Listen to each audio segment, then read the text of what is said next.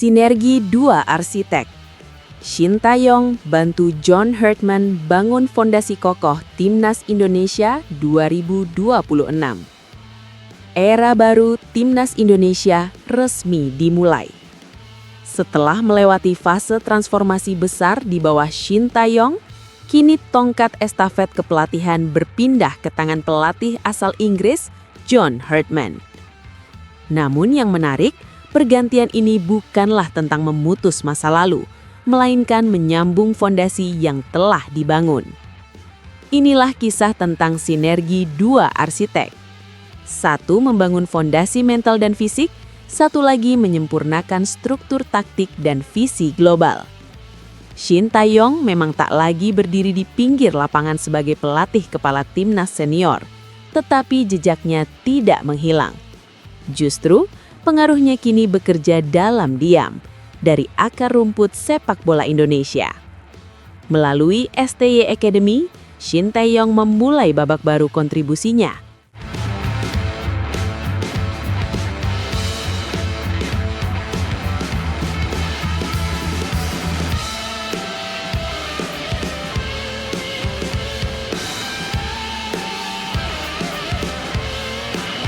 Pada Januari 2026, akademi ini resmi menjalin kerjasama strategis dengan Apparel Mills.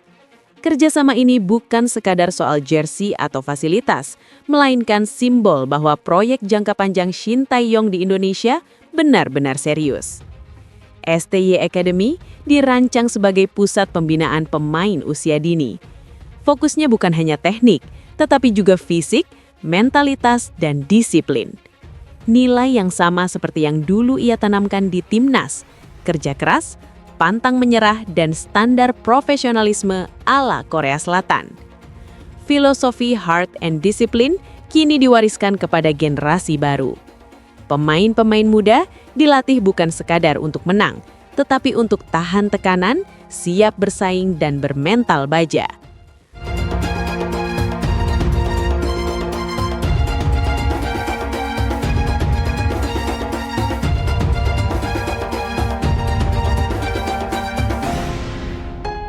Fondasi inilah yang kini menjadi bank pemain bagi John Hartman.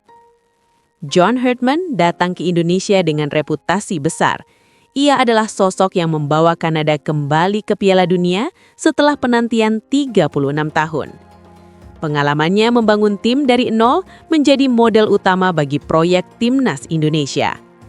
Resmi diperkenalkan PSSI pada 13 Januari 2026, Hartman langsung menyatakan bahwa ia tidak ingin memulai dari kertas kosong. Ia melihat apa yang telah dibangun Shin Tae-yong sebagai fondasi penting. Menurut Hartman, standar disiplin yang sudah ditanamkan STY memudahkan dirinya untuk menerapkan skema permainan yang lebih kompleks. Ia tidak perlu lagi membangun mentalitas profesional dari awal. Ia tinggal melanjutkan dan menyempurnakan.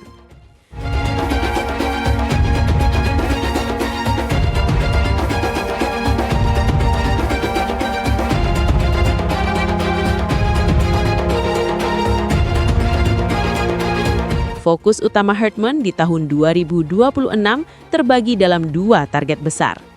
Yang pertama adalah FIFA Series pada Maret 2026. Turnamen ini menjadi panggung debut Hartman sebagai pelatih Timnas Indonesia. Ajang ini akan menjadi laboratorium taktik, tempat Hartman meramu skuad campuran antara pemain abroad dan pemain Liga 1. Di sini publik akan mulai melihat arah permainan baru Timnas.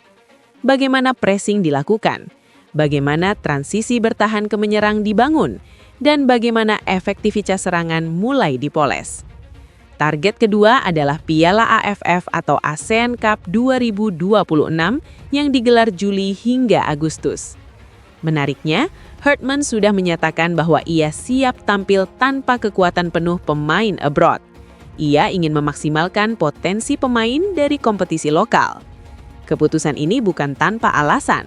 Hartman melihat bahwa pemain lokal Indonesia kini memiliki fondasi fisik dan mental yang jauh lebih baik dibanding beberapa tahun lalu. Dan itu adalah warisan langsung dari era Shin Tae-yong. Kolaborasi dua arsitek ini tidak hanya terlihat di konsep, tetapi juga dalam simbol nyata.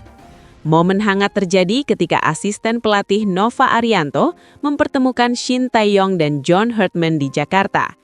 Pertemuan itu menjadi sinyal penting bagi publik. Tidak ada konflik, tidak ada perpecahan, yang ada adalah kesinambungan. Dalam sebuah acara di Jakarta, Shin Tae-yong menyampaikan pernyataannya. Saya menyambut baik kolaborasi ini demi kemajuan sepak bola Indonesia. Fondasi yang profesional harus terus dilanjutkan. Kalimat ini sederhana tetapi maknanya besar. Ia menunjukkan bahwa proyek Timnas Indonesia bukan milik satu nama, melainkan milik sistem.